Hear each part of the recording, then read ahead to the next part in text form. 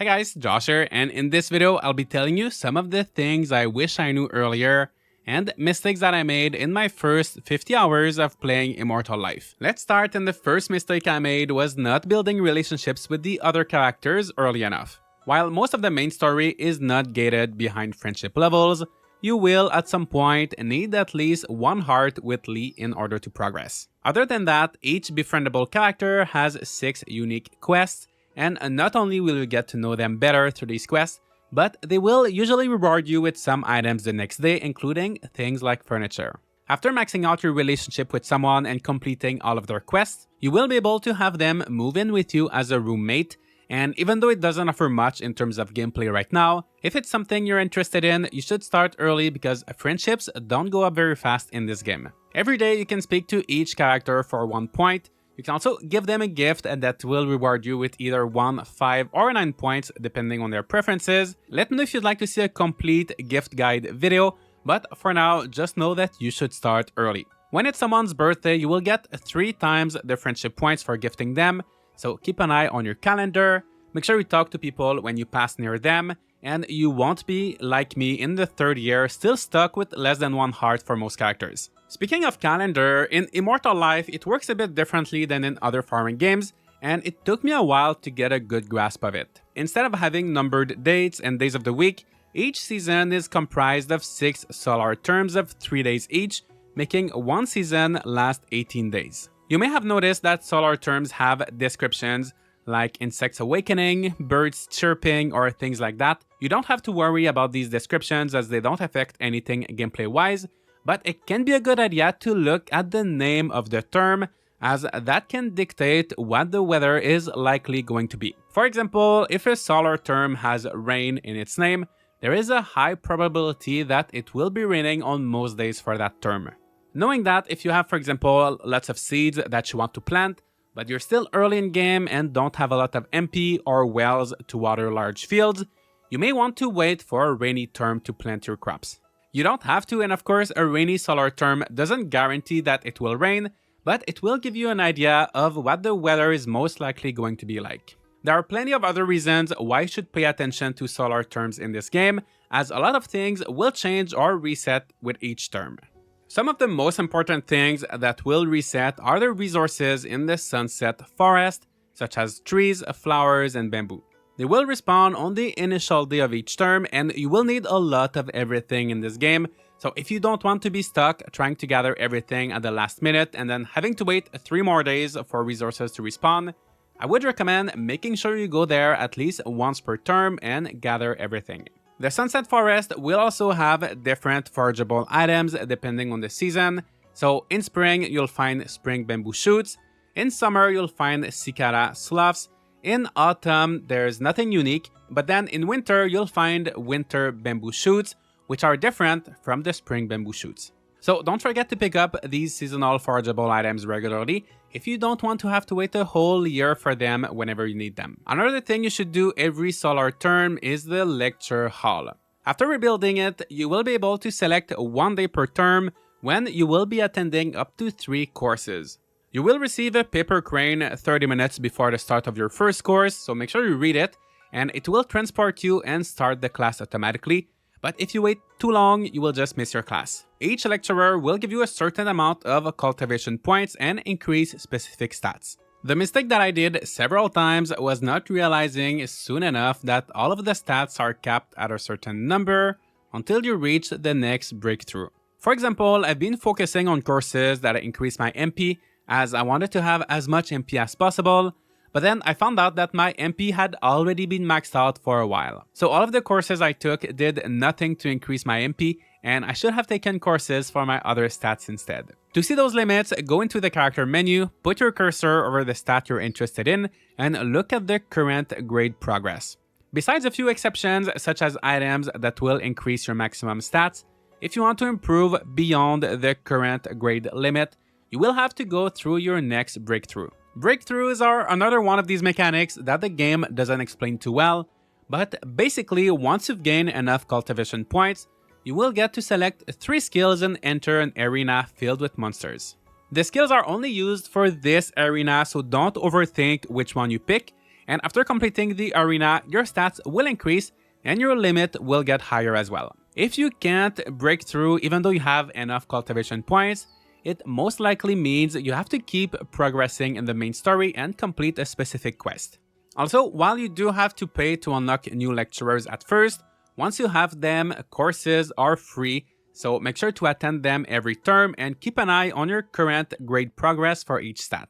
Besides the lecture hall, another useful building with a few things I wish I knew earlier is the kitchen. Until you rebuild the sect kitchen, you can pay Muxia 200 shards to rent the one at the Sunset Inn, and initially I thought that renting it would give me access for one day, so I always tried to cram all of my cooking within one day. But did you know that renting it actually gives you access for the whole solar term? This means that if you rent the kitchen on the last day of a term, you will indeed only have it for one day, but if you rent it at the beginning, then you'll have it for 3. Those 200 shards can make a good difference at the beginning of the game, so renting the kitchen at the right time is definitely worth it. Here are a few more quick tips for the kitchen. When you start cooking, the game will show you the different cooking stations and their icons, but if you forget them, you can click on the question mark icon on the top right, and that will show them to you again.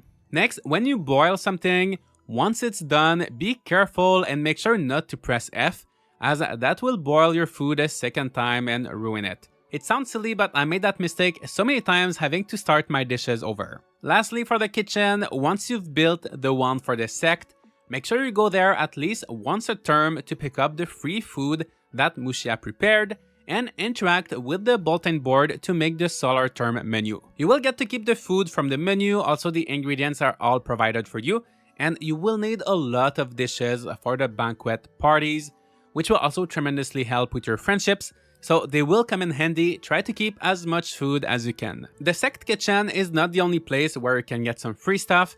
Do not forget that once per season, you can obtain free things from the main hall by interacting with the shelf on the left wall. These are called seasonal budgets and will include things like seeds, snacks, elixirs, and shards. As you progress through the game and repair the various sect buildings, you will get a better and larger selection of items. This can be easy to forget as this building doesn't have too many uses otherwise, and if you want, you can also see the progress of the sect level on the bulletin board, which is on the right wall, but that's pretty much it.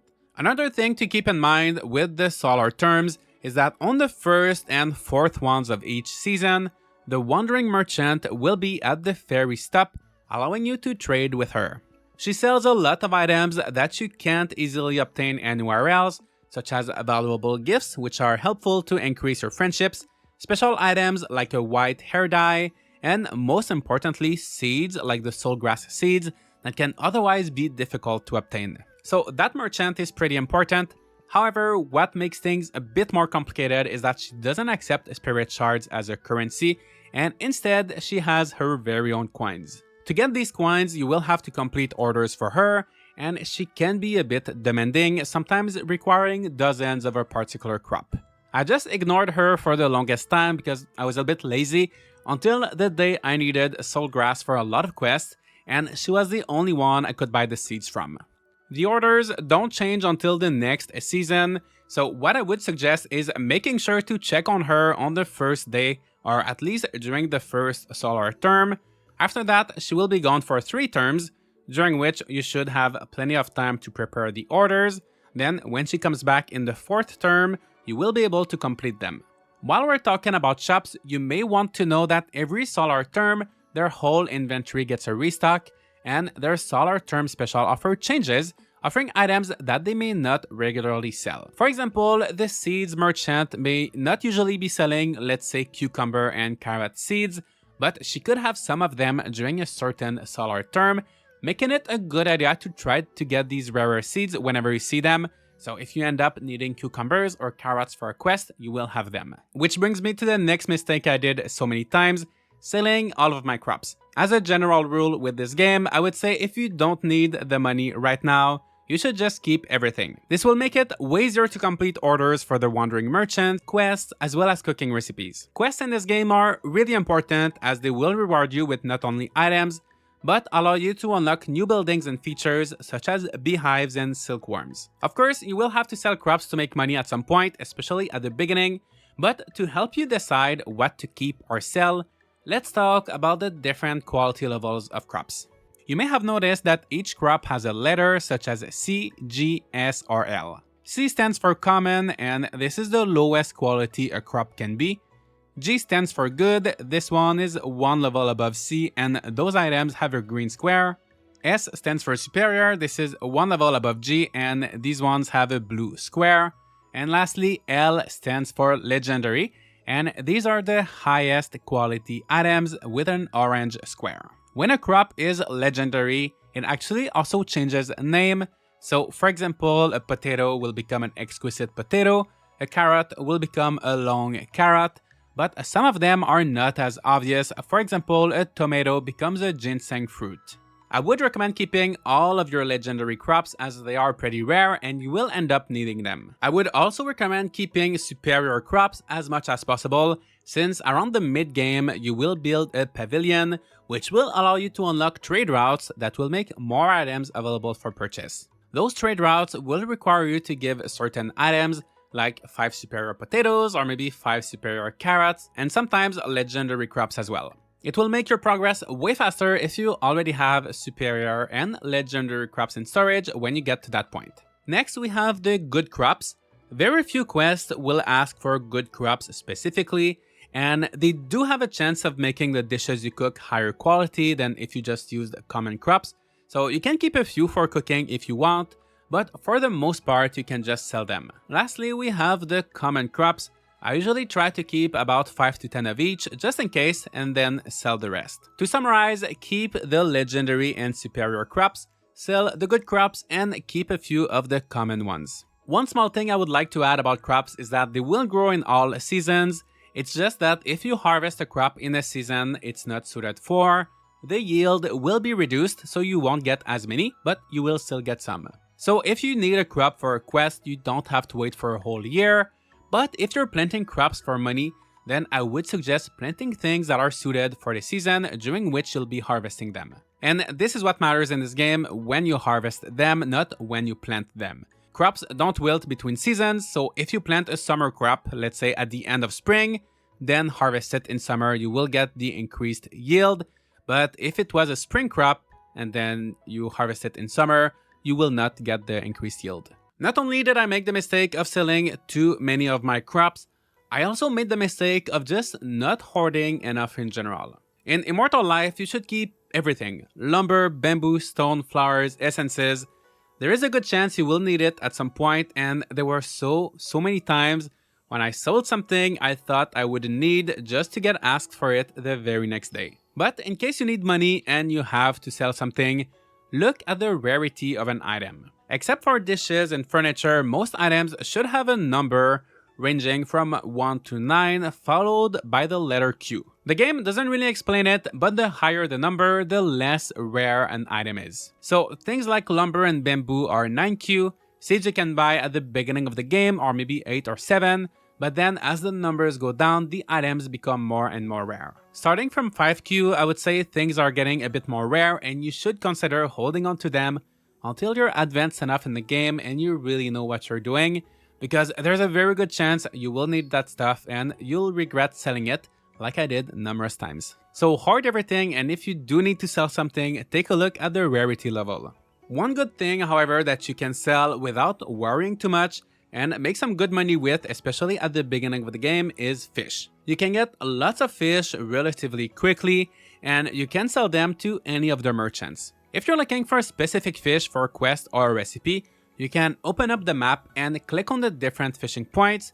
There, you will be able to see a complete list of what can be caught. If you go into your notes, library, and then fish, you'll also get to see if a fish requires other conditions, such as if they appear in specific seasons or time of day. As you fish, you will sometimes collect some of these pearl oysters, but do not sell them as they are. If you right-click and open them, you will get pearls which are worth double the value of the oysters. I would recommend keeping some pearls aside for trade routes. I'm not completely done with the game, but so far I needed 5.